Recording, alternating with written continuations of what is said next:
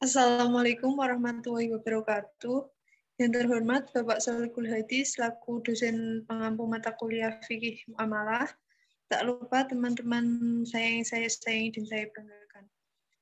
Kami dari kelompok 10 yang beranggotakan saya sendiri, Dian Aryasta Putri Bestari dengan NIM akhir 098, rekan saya Indriwati Maulina dengan NIM akhir 097, dan yang terakhir Muhammad Misbahul Huda dengan NIM akhir 099. Kami di sini akan menjelaskan atau menyampaikan hasil diskusi dari kelompok kami yang bertemakan arahan atau gede syariah. Langsung saja, tidak usah berlama-lama lagi. Untuk materi yang pertama akan saya sendiri yang menyampaikan, yaitu pengertian arahan atau gede syariah. Secara etimologi, kata arahan berarti tetap, kekal, dan jaminan. Secara terminologi, arahan adalah menahan salah satu harta milik si peminjam sebagai jaminan atas pinjaman yang diterima dan barang tersebut memiliki nilai ekonomis. Jadi, arahan adalah semacam jaminan utang atau lebih dikenal dengan istilah gadai. Next. Dasar hukum arahan, para ulama fikih sepakat bahwa gadai diperbolehkan dalam Islam berdasarkan pada Al-Quran dan Sunnah.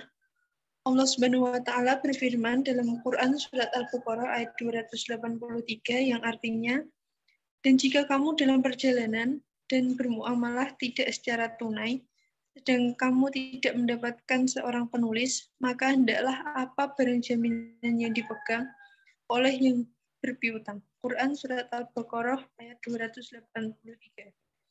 Kemudian dalam sebuah riwayat dikatakan, Aisyah radhiyallahu an berkata bahwa Rasulullah SAW membeli makanan dari seorang Yahudi dengan menjadikan baju besinya sebagai barang jaminan. Hadis riwayat Bukhari dan Muslim. Kemudian materi yang selanjutnya akan disampaikan oleh kedua rekan saya, Indriwati Maulina, dan nanti akan dilanjutkan oleh Muhammad Misbahul Huda. Kepadanya saya persilakan.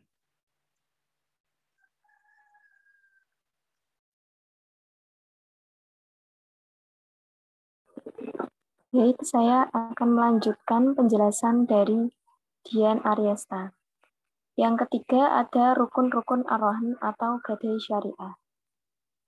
Menurut jumhur ulama, rukun-rukun arahan terdiri dari 1. Sewot atau lafadz ijab dan qabul, 2. Orang yang berakad, yaitu rohin dan murtahin, 3. Barang yang digadaikan atau marhun, 4. Utang atau marhun bi. Sedangkan menurut ulama Hanafiyah, rukun gadai hanya ijab dan qabul. Orang yang melakukan akad, barang yang dijadikan jaminan dan utang, menurut ulama Hanifiyah itu termasuk dalam syarat-syarat gadai. Selanjutnya, ada syarat-syarat arahan. Syarat-syarat arahan yang pertama terkait orang yang berakad. Orang yang berakad yaitu harus cakap bertindak hukum atau bisa dikatakan balik dan berakal. Yang kedua, syarat sewot atau lafal. Menurut ulama Hanafiyah, akad arahan tidak boleh dikaitkan dengan syarat tertentu atau dikaitkan dengan masa yang akan datang. Karena akad arahan atau gadai sama dengan akad jual beli. Menurut ulama Malikiyah, Syafi'iyah, dan Hanabilah, apabila syarat itu mendukung kelancaran akad, maka syarat tersebut dibolehkan. Sedangkan apabila syarat itu bertentangan dengan tabiat akad gadai, maka syaratnya batal. Selanjutnya, syarat terkait utang atau marhun bi. Utang merupakan hak wajib yang harus dikembalikan kepada orang tempat berutang. Utang itu dapat dilunasi dengan barang jaminan tersebut dan utang itu harus jelas dan tertentu. Yang keempat, syarat marhun atau barang yang dijadikan jaminan. Yang pertama, barang yang dapat diperjualbelikan. Kedua, barang memiliki nilai ekonomis atau mempunyai nilai harta secara hukum syarak. 3, barang yang dibolehkan oleh syarak mengambil manfaatnya. Diketahui secara jelas, baik bentuk, jenis, maupun nilainya. Barang jaminan milik sah orang yang berutang, tidak terkait dengan hak orang lain. Barang jaminan itu merupakan harta yang utuh, tidak bertebaran dalam beberapa tempat, dan nilai barang jaminan seimbang dengan besarnya utang atau lebih. Baik, selanjutnya akan disampaikan oleh Misbahul Huda.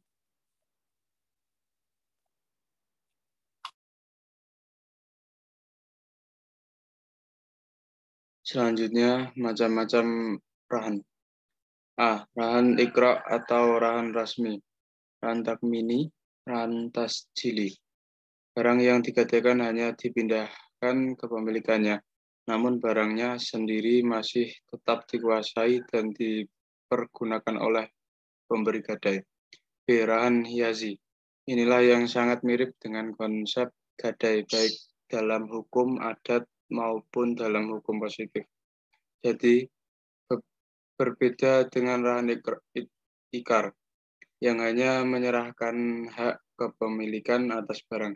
Pada rahan hiazi tersebut, barangnya dikuasai oleh kreditur.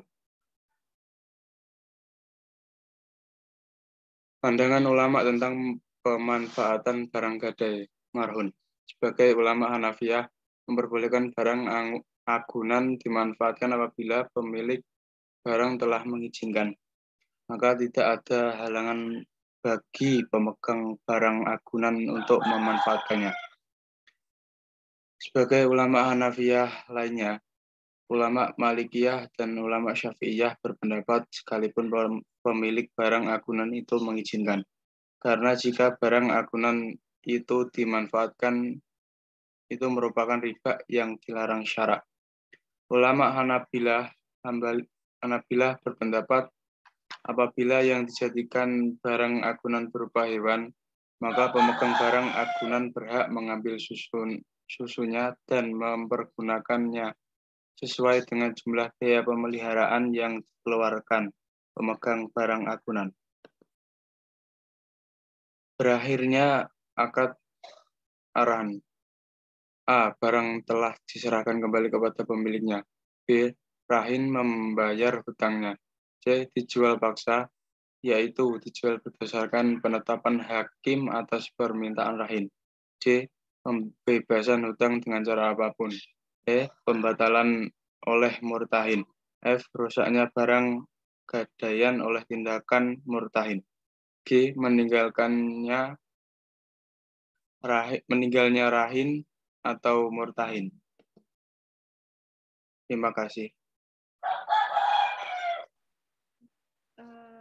Cukup presentasi dari kelompok kami. Mungkin jika ada pertanyaan, sanggahan atau tambahan yang ingin disampaikan, bisa langsung disampaikan melewati grup. Sekian dari presentasi dari kelompok kami. Kurang lebihnya mohon maaf. Terima kasih. Wassalamualaikum warahmatullahi wabarakatuh.